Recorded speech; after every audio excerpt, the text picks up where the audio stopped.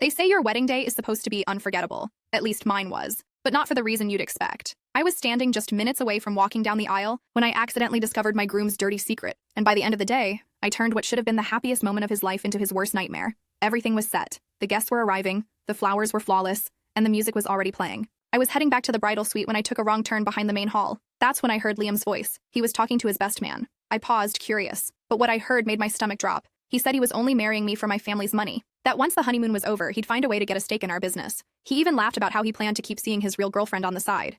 He said I was just the safe investment. I didn't say anything. I didn't cry.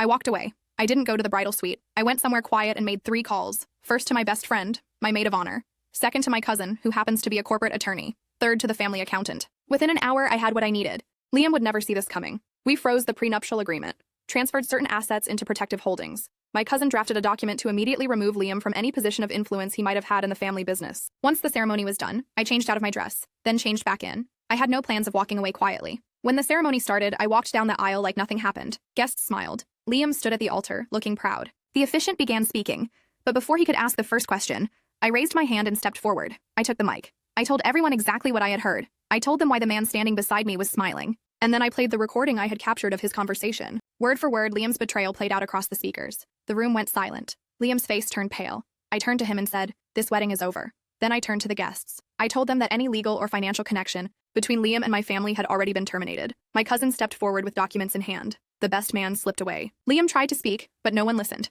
Security escorted him out of the venue. I didn't stay for the reception.